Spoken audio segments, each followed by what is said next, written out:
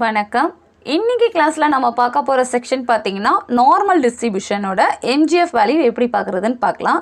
இதுதான் loss distribution. So இந்த loss டிஸ்ட்ரிபியூஷனில் MGF அண்ட் டெரிவேட்டிவ்ஸ் எப்படி இருக்குங்கிறத இப்போ பார்க்கலாம். Find the moment generating function of normal distribution. இந்த மாதிரி கொஷின் கேட்டாங்கன்னா எப்படி ஒர்க் அவுட் பண்ணுன்னு பார்க்கலாம்.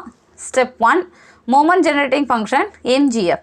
The moment generating function MGF of a random variable x about origin whose probability function f of x is given by mx of t equal to e into e power tx. So general term எழுதிக்கலாம். இதுக்கு continuous typeல எப்படி எழுதுறது, discrete typeல எப்படிங்கிறத mention பண்ணிக்கலாம். continuous type இருந்ததுன்னா integral minus infinity infinity e power tx f of x dx. and discrete typeல நம்ம எழுதுறோம்னா summation x equal to minus infinity infinity e power tx into p of x னு எழுதுறோம். where t is real parameter and the integration or summation being extended to the entire range of x அப்படின்னு note பண்ணிக்கலாம். So moment generating ஃபங்க்ஷனில் continuous டைப்னா என்ன, discrete டைப்னா என்னங்கிறதுக்கான டெஃபினிஷன்ஸை first highlight பண்ணி எழுதிக்கலாம் step 1ல். Step 2ல் இப்போ நம்ம பார்த்துட்டு இருக்கிறது நார்மல் டிஸ்ட்ரிபியூஷன். ஸோ நார்மல் டிஸ்ட்ரிபியூஷனோட டெஃபினிஷன் என்னங்கிறத மென்ஷன் பண்ணலாம். Step 2, normal distribution. A continuous random variable x is said to be a follow a normal distribution with mean mu and variance sigma square. இந்த பேட்டர்னில் தான் மீன் வேல்யூ அண்ட் வேரியன்ஸ் நோட்டேஷன்லாம் கொடுத்துருக்காங்க. So mean value mu and variance sigma square இருந்ததுன்னா if its density function is f of x which is equal to 1 by sigma square root of 2 pi e power of minus of x minus mu whole square by 2 sigma square. இந்த மாதிரி எழுதுறது தான் normal டிஸ்ட்ரிபியூஷனோட derivative. இது minus infinity less than x less than infinity. So minus infinity இன்ஃபினிட்டியில் எக்ஸோட limits exist ஆகும். கண்டிப்பாக இந்த டிஃபைன் பண்ண வேரியன்ஸ் சிக்மாங்கிறது கிரேட்டர் தேன் 0வாக இருக்கணும். மைனஸ் இன்ஃபினிட்டி மீன் வேல்யூ வியூவும் மைனஸ் இன்ஃபினிட்டி இன்ஃபினிட்டியில் இருக்கும். இதை ஷார்ட் ஃபார்மாக நோட் பண்ணால் it is denoted by n normalise to இது அப்ராக்சிமேட்டட் இல்லை இஸ் ரெலவென்ட் டுன்னு சொல்லுவாங்க. மியூ கமா சிக்மா அதான் mean and variance standard deviation நோட்டேஷனுக்கு ரெலவெண்ட்டாக இருக்கும். ஸோ என்னங்கிற நோட்டேஷனில் நம்ம நார்மல் டிஸ்ட்ரிபியூஷனை நோட் பண்ணிக்கலாங்கிறதுக்காக இப்படி கொடுத்துருக்காங்க. இது நார்மல் டிஸ்ட்ரிபியூஷனோட டெஃபனிஷன். இந்த ரிசல்ட் பேஸ்டாக இப்போ MGF வேல்யூ எப்படி பார்க்குறதுன்னு ஸ்டெப் 3ல் பார்க்கலாம். Step 3, MGF of normal distribution. அதாவது mx of tன்னு பார்த்தீங்கன்னா integral minus infinity infinity e power tx f of x dx. So integral minus infinity infinity e power tx f of xனா normal distribution தான் இப்போ பார்த்துட்ருக்கோம். So normal டிஸ்ட்ரிபியூஷன்னா நம்ம step 2ல் define பண்ண அந்த டேர்ம் எடுத்து எழுதிக்கலாம். 1 by sigma square root of 2 pi e power of minus of x minus mu whole square by 2 sigma square into dx. இப்போ வித் ரெஸ்பெக்ட் டு எக்ஸில் தான் நம்ம அந்த பார்ட்டை இன்டகிரேட் பண்ணுற மாதிரி இருக்கும். ஸோ டினாமினேட்டரில் இருக்க பார்ட்டை வெளியில் எடுத்துருங்க. அப்போ 1 by sigma square root of 2 pi integral minus infinity infinity e power tx into e power of minus x minus mu whole square by 2 sigma square into dx. அடுத்து 1 by sigma square root of 2 pi integral minus infinity infinity e power tx into இந்த பார்ட்டை தனியாக split பண்ணி எழுதியிருக்கிறோம். minus of x minus mu whole square by 2 sigma square into dx. இந்த normal distribution டெரிவேட்டிவில் மட்டும் இந்த பார்ட்லாம் தனித்தனியாக இப்போ எடுத்து ஒர்க் அவுட் பண்ணுற மாதிரி இருக்கும். So calculation 1 or 2 steps extend ஆகலாம். நிதானமாக பார்த்தா இதுவும் ஈஸியாக தான் இருக்கும். ஸோ அடுத்த ஸ்டெப்பில் என்ன பண்ண போகிறோம்னா put z equal to x minus mu by sigma. So இந்த பார்ட்டுக்கு மட்டும் zன்னு எடுத்துக்கிறோம். அப்போ இதை ஒரு தடவை நம்ம டிஃப்ரென்ஷியேட் பண்ணால் z sigma into dz equal to with respect to xலனா dxன்னு எழுதிக்கலாமா. லிமிட்ஸ் பார்த்தீங்கன்னா எக்ஸோட லிமிட் மைனஸ் இன்ஃபினிட்டியாக இருந்தால் நமக்கு இசட்டுக்கு எக்ஸிஸ்ட் ஆகிறதும் மைனஸ் இன்ஃபினிட்டி வரை எக்ஸ்டெண்ட் ஆகும்.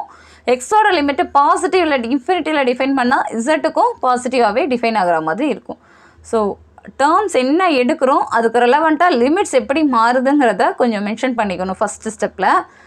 இப்போ நம்ம ஒர்க் அவுட் பண்ணிகிட்டு இருக்க டெரிவேட்டிவில் நோட் பண்ண அந்த இசட் சிக்மா டிஇசட்லாம் மென்ஷன் பண்ணிவிட்டு இந்த லிமிட்டுக்கே நம்ம அப்ளை பண்ணுற மாதிரி எழுதலாம்.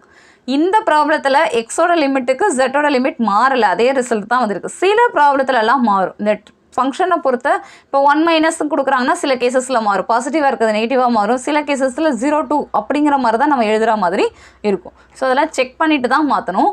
இப்போ நம்ம பார்த்துட்ருக்க இந்த டிஸ்ட்ரிபியூஷனில் எதுவும் மாறலை. ஸோ இப்போ சப்ஸ்டியூட் பண்ணோம்னா நமக்கு வரது 1 by sigma square root of 2 pi integral minus infinity infinity e power of t x minus மியூக்கு பதிலாக நம்ம எழுத வேண்டியது இசட்னு எழுதிக்குவோமா. ஸோ இந்த நோட்டேஷனில் சிக்மா ஸ்கொயர் இருக்குது. ஸோ இதுக்கு பதிலாக நம்ம இப்போ என்ன எழுதிக்கிற மாதிரி இருக்கும், எக்ஸ் மைனஸ் மியூ பை சிக்மாவாக இருந்தால் நம்ம இசட்னு எழுதுகிற மாதிரி இருக்குதா. ஸோ அதுக்கேற்றபடி மாற்றிங்கன்னா சிக்மா இசட் ப்ளஸ் மியூ. இப்போ இதுலேருந்து நம்ம எக்ஸு தேவைன்னா எக்ஸு பதில் நம்ம என்ன எழுதிக்கலாம், இதை இந்த சைடு கொண்டு போனீங்கன்னா சிக்மா இசட், இந்த மைனஸ் மியூ இந்த சைடு வந்தால் ப்ளஸ் மியூவாக மாறியுமா. ஸோ அதை தான் இங்கே எழுதியிருக்கிறேன், சி ஆஃப் எக்ஸுக்கு பதிலாக sigma z plus mu. So இதெல்லாம் நீங்கள் திருப்பி திருப்பி எழுதி பார்த்தா தான் ஈஸியாக புரியும். ஒன்றும் பண்ணலை, நம்ம எடுத்துருக்கிற டேர்முக்கு ரெலவெண்ட்டாக எக்ஸோட வேல்யூவை மட்டும் பார்த்து இந்த இடத்துல எழுதியிருக்கோம். இ பவர் ஆஃப் மைனஸ் இந்த பாட்டுக்கு பதிலாக minus z square by 2 into sigma, ஒரு சிக்மாவோட வேல்யூ இங்கே எடுத்து எழுதுகிற மாதிரி தான் இருக்கும், இன்ட்டு டிஇசட்.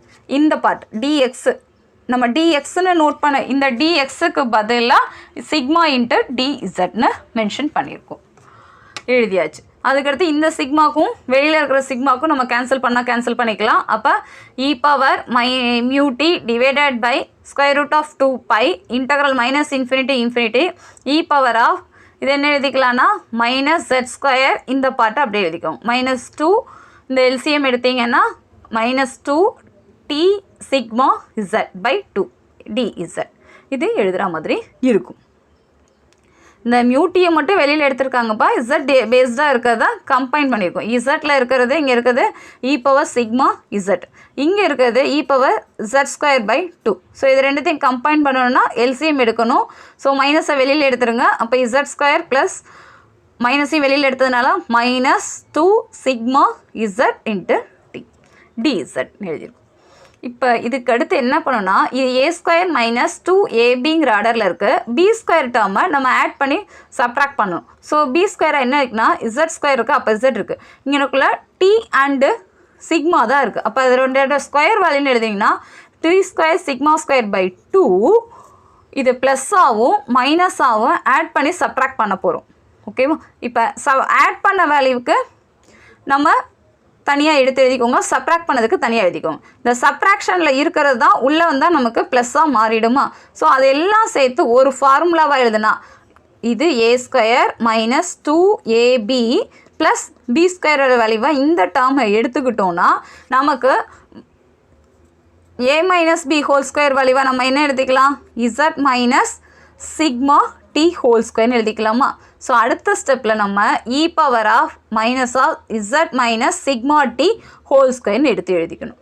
இந்த இசட் மைனஸ் சிக்மா டியை ஒரே நோட்டேஷனை நம்ம மியூன்னு எடுத்துக்கலாம். ஸோ மியூன்னு எடுத்துக்கிட்டோன்னா அதோட limit Z equal to infinity to இன்ஃபினிட்டியில் மாறாது, டிஇசட்டோட லிமிட்டும் மாறாது.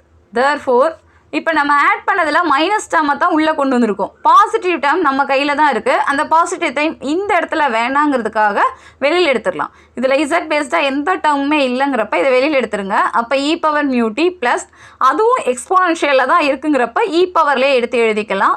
So e power mu t plus இந்த part t square sigma square by 2 அதை எடுத்து எழுதிட்டோம்.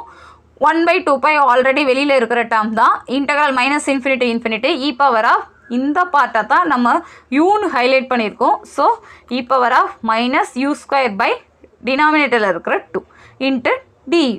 இந்த டிஇசட்டை தான் நம்ம என்ன எழுதிக்கிறோம், டியூன்னு எழுதியிருக்கோமா. ஸோ அதை எடுத்து எழுதிக்கோம். இது ஏன் இவ்வளோ தூரம் கஷ்டப்பட்டு எழுதுகிறோன்னா இதுக்கான ஃபார்முலா நமக்கு ஆல்ரெடி இருக்குது. ஸோ அதை டைரெக்டாக நம்ம ஒர்க் அவுட் பண்ணனா கேன்சல் பண்ணிடலாம், அதுக்காக தான். அதாவது integral 0 to infinity e power of minus you square by 2 டியூவாக இருந்ததுன்னா நம்மளுடைய ஃபார்முலா ஸ்கொயர் ரூட் ஆஃப் 2π. அதை இந்த இடத்துல அப்ளை பண்ணுங்கள். இந்த பார்ட்டுக்கு பதிலாக e power of minus infinity e power minus you square by 2 டியூக்கு பதிலாக நம்ம எடுத்தோம்னா ஸ்கொயர் ரூட் ஆஃப் 2π. ஸோ இது ரெண்டுத்தையும் கேன்சல் பண்ணிட்டா ரிமைனிங் இருக்கிற பார்ட்டு தான் நமக்கு தேவையான எம்ஜிஎஃப், அதாவது எம்எக்ஸ் ஆஃப் டியோட வேல்யூ இன் நார்மல் டிஸ்ட்ரிபியூஷனில். ஸோ நார்மல் டிஸ்ட்ரிபியூஷனோட டெஃபினிஷனே கொஞ்சம் பெருசாக இருக்கிறதுனால நம்ம 2 பார்ட்டாக எடுத்தோம். 2 பார்ட்டில் எதெல்லாம் இசட் பேஸ்டாக இருக்கோ அதை கம்பைன் பண்ணுங்கள். இதோட T square sigma square by B ஸ்கொயரை ஆட் பண்ணி சப்ட்ராக்ட் பண்ண மாதிரி இருக்கும். A minus B whole square ஃபார்மேட்டில் எழுதி அந்த ஏ மைனஸ் பி ஹோல் ஸ்கொயருக்கு ஒரு நோட்டேஷன் கொடுத்தோம்னா நமக்கு ஃபார்முலாவில் டிஃபைன் பண்ணுற மாதிரி இருக்கும். ஸோ கொஞ்சம் சுற்றி வளைச்சி இருக்கிற மாதிரி தான் இருக்கும். நீங்கள் ஸ்டெப் பை ஸ்டெப்பாக எழுதுனீங்கன்னா ஈஸியாக தான் புரியும். இந்த மாதிரி டெரிவேட்டிவ்லாம் கொஞ்சம் எக்ஸாமில் சில சமயம் கேட்டிருக்காங்க, மேக்ஸிமம் கேட்டாங்கன்னா நீங்கள் ஸ்டெப் 1 ஸ்டெப் 2 கரெக்டாக எழுதிட்டு ஸ்டெப் 3யோட டெரிவேட்டிவ் இந்த இன்டகிரேஷன் அண்டு இந்த டிஃப்ரென்ஷியேட் பண்ணுறது மட்டுமாவது ஹைலைட் பண்ணி காட்டுங்க. நார்மல் டிஸ்ட்ரிபியூஷன் எப்படி ஃபஸ்ட்டு ஸ்டார்ட் பண்ணாங்களோ அதே மாதிரி தான் இருக்கும். ஸோ இப்போ நார்மல் டிஸ்ட்ரிபியூஷனோட mx of tயோட ஃபைனல் கன்க்ளூஷனாக பார்த்தீங்கன்னா mx of t equal to e power mu t plus t square sigma square by 2. இது ரொம்ப ரொம்ப முக்கியமான ரிசல்ட்டு. இந்த ரிசல்ட்டு அது எழுதுகிற அளவுக்கு நமக்கு தெரிஞ்சிருந்துருக்கணும். ஸோ 2 டைம்ஸ் பார்த்தீங்கனாலே உங்களுக்கு ஈஸியாக புரியும். நான் இங்கே எழுதுனது எல்லாமே நீங்கள் தனியாக பேப்பரில் எழுதி பார்த்தீங்கனாலே இந்த ஸ்டெப் அடுத்து இந்த ஸ்டெப் எப்படி வந்ததுங்கிறப்ப உங்களுக்கு ஈஸியாக புரிகிற மாதிரி தான் இருக்கும். ஏதாவது டவுட் இருந்ததுன்னா கணித பழிக்கு மெயில் அனுப்புங்க. நெக்ஸ்ட் டெரிவேட்டிவ் நெக்ஸ்ட் வீடியோவில் பார்க்கலாம். தேங்க்யூ.